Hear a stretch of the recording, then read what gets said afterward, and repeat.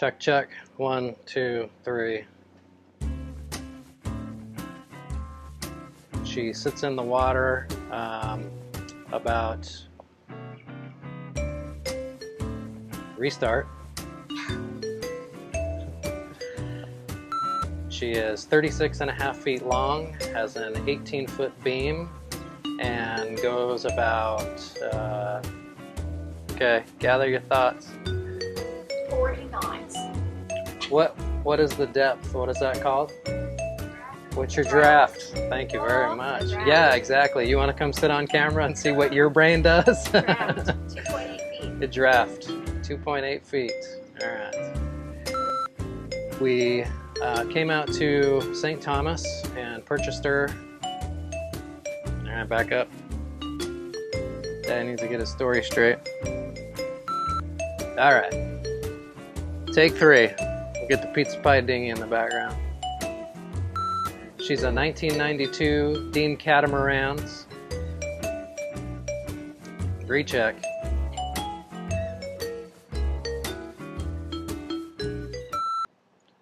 Hi, welcome aboard Sailing Vessel by Faith. She's a 1992 Dean 365 ocean liner. Don't let the ocean liner part fool you. She's 36.5 feet long, 18 feet wide, and her draft is just under 3 feet. I flew out in late October of this year to look at this boat. We found it for sale on Craigslist in St. Thomas, U.S. Virgin Islands. After spending 2 days on her, just kind of walking through and poking my head around, we decided to make an offer. We had a pretty decent price, I think. We paid $18,500 for this boat. It was not in good condition. The boat's solid, but it had been neglected for quite some time. The interior had quite a bit of water damage. So we all flew out together in November and started working. We're at the end of April now. So as we go through our walkthrough, the work that has been completed in about those 5 months. So the exterior, we decided to save major work for that until we get back to the States and we can actually get it pulled out into a boatyard. All the paint needs to be stripped and the top side needs to be redone, and that's not something we wanted to do in the water. There isn't a boatyard nearby us that has a lift that's wide enough to get us out, so that's why we're waiting on that. I still have the original video that I shot when I came in October and took a look at her, so I will try to incorporate some of that footage as we do the interior walkthrough so you can see the progress that has been made on the inside.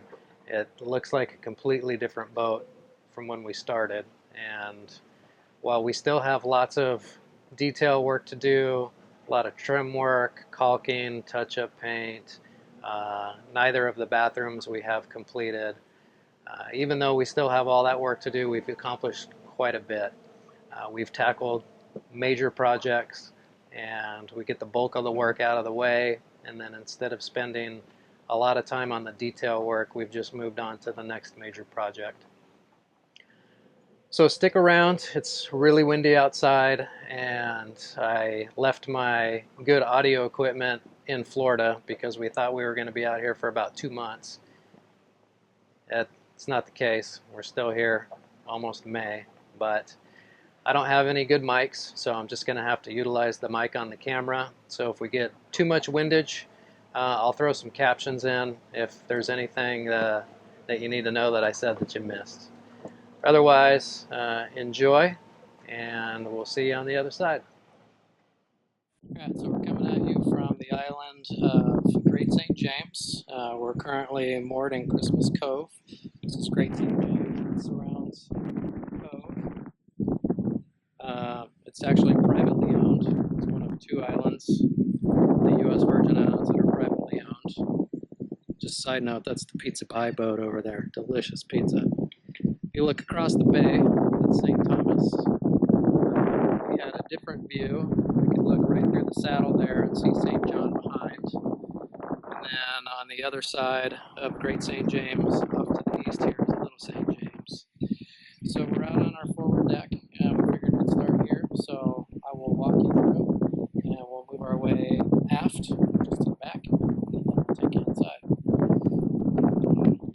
So we have a rigid deck up front, so we have no trampolines, but we have pretty decent deck space. We have 2 storage lockers up front, and our anchor is set in between. I realize it's a little windy out here, so we may end up throwing some captions on for you.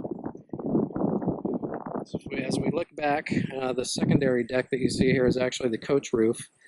So forward, these windows that you see off to the right-hand side of the screen, the first 4 are the master bedroom, and these last 2 here are our forward head.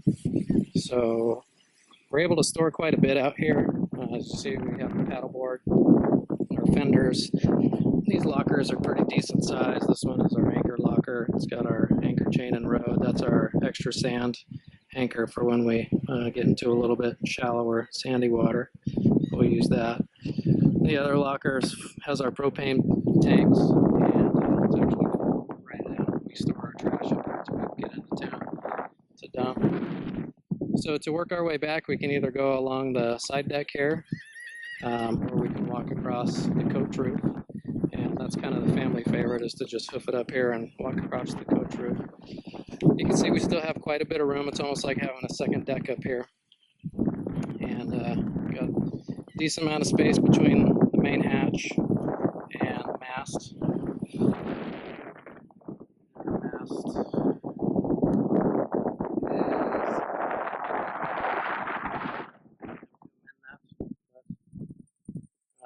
It's a decent size. We keep our dinghy tied off to the side. Oh, yeah, sea turtle. Let's make a cameo. Let's zoom in on him. He hangs out in the area here. There's grass underneath us, and that's his main source of food. So he'll come up and take a few breaths, and he'll dive back down and snack. There he goes. Good timing, Mr. Sea Turtle. So there's our dinghy. We keep it tied off on the port side. I don't like it tied off to the rear. Our swim deck has kind of a pointy edge, and sometimes the current gets a little funny. It can shove the dinghy up into the deck. I just don't want to get any scrapes or possible cuts.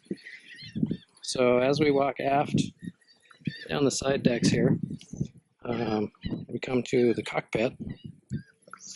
So the cockpit consists of our bench seating, the helm station, then we have sail controls on each side. These winches are for the Genoa sheets, and this contraption here is the main sheet, a traveler and a traveler car for that. And back here we have the swim deck, pretty decent size, and it gives us easy storage for the generator while we're moored or anchored. Sometimes we run the generator for at least it'll run the pressure cooker, or if we need to top off the batteries. We've got the hammock obviously hanging out here. We have our solar arch back here. We've got 2 solar panels currently. And over there we have our wind generator.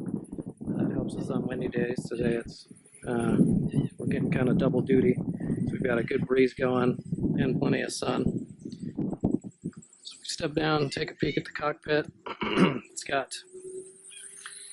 sliding windshield there, so it'll open on the helm side.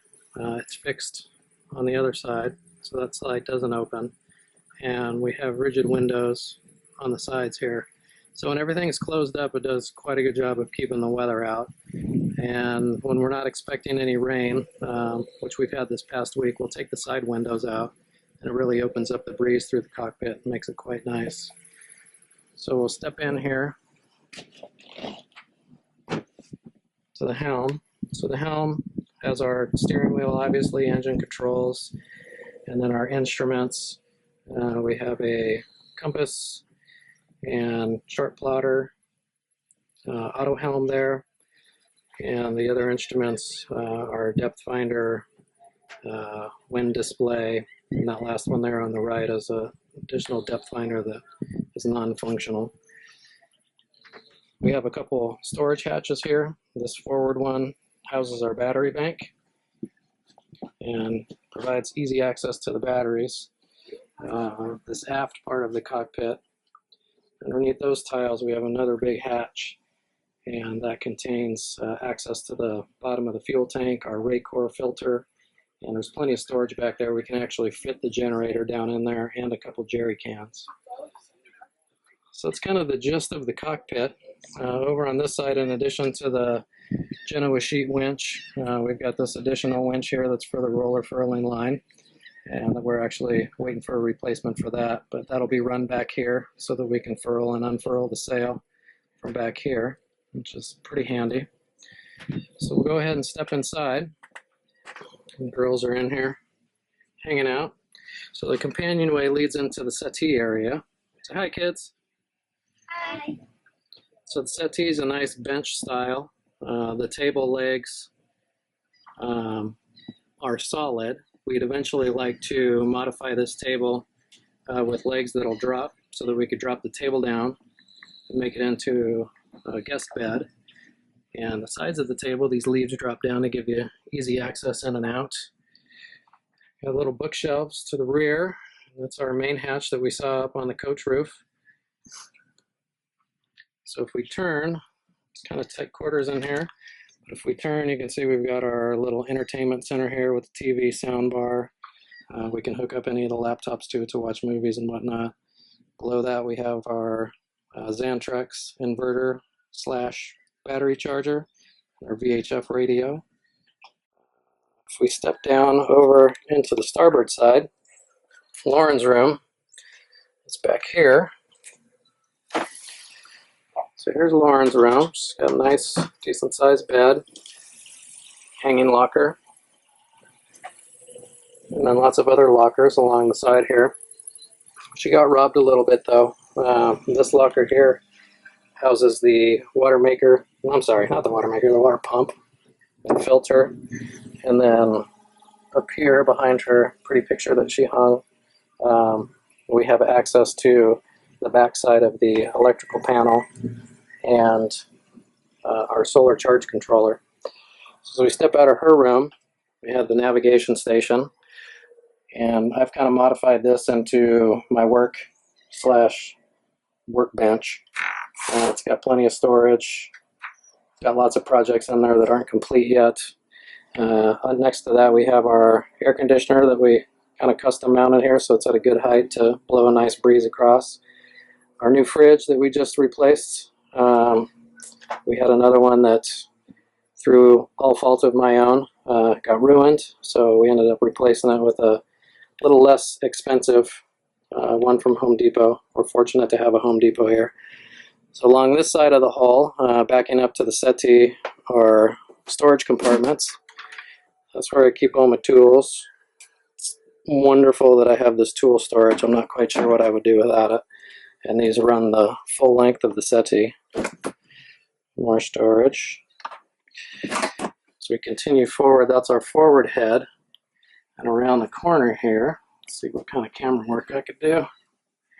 And this door, there it is. This is kind of our shower. So we've got a pull-out shower. We will do some tile flooring like we did in the cockpit in here. And we got some nice window to let light in, but it's still tall enough that we have plenty of privacy. And we're storing a few things in here now until we can get to some projects. But it's nice to have that separate shower. And our forward head has our Nature's Head composting toilet. It's got a good sized sink. We're still working on some painting in here. This is also where we have our forward storage. Behind that curtain that you're not allowed to look behind, kind of like the Wizard of Oz, we have a ton of things stacked up. And what you can't see is a sit tub. So there is a small bathtub back there, believe it or not. It's kind of crazy. I'll dig up a picture of what it looks like and put it into the video. So we've got a instant-on hot water heater that's plumbed to this sink into the shower. And we also store our water maker here. It's a Rain Man 110-volt water maker that makes approximately 35 gallons per hour, which is pretty amazing for a water maker. So I'll turn around and we'll head back out and across the boat to the other hull. Nice thing about this that we like, I'm holding the camera at eye level for me and we can see straight across the boat. If Lisa was in the galley, we could have a conversation. So it's almost like having a single level all the way across, although we do have these steps that we go up and down. There's standing room for us because we're not very tall all the way across the steps, but down in the holes and in the settee area is about 6'4" standing room, which is really nice, especially for our taller friends. This here is Alyssa's stateroom. It's pretty much a mirror image of Lauren's. Same hanging locker, storage. The difference is she didn't get robbed of any storage space. So where Lauren had her electrical panel access, Alyssa's able to utilize it for some storage of her stuff. Stepping back out, we would be in the galley. The galley is sort of ridiculously huge for a boat this size. It's as big as this picture is making it look. The counter space is unbelievable. We have counters down both sides. We have this, in addition to our big fridge, we have this drop-in freezer here. It's fridge freezer, freezes on the left, keeps things cold on the right. 4-burner stove and oven, run off of liquid propane, a full-size sink and faucet. This area we utilize obviously for our French press and for stacking and drying dishes. And then we also have this whole counter space here for prep area. All of these cabinets the entire length, have our dishes and pots and pans and cookware and all of our non-perishable food items. And if we continue forward, we'll step into the master stateroom. So before we round this corner, because it's amazing, we'll look off to the outside here. We have this bit of counter space there that's going to be finished with laminate countertop that'll match what we have here in the kitchen. So it'll be a nice gray once I have time to get to that.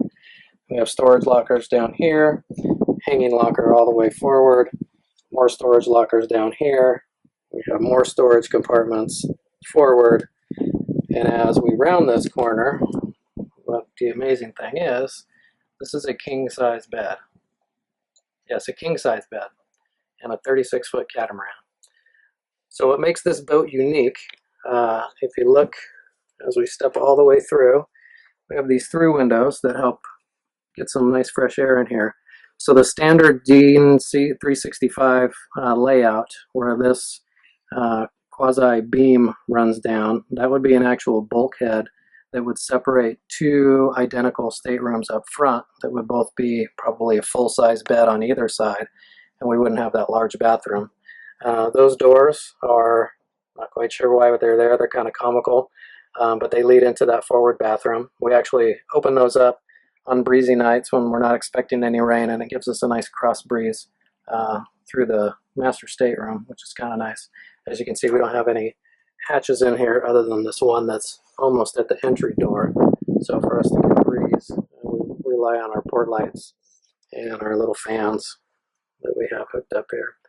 So all of our lighting, except for one in the galley, has been converted over to LED bulbs. And we have one halogen bulb, and there's Miss Lisa loving her galley.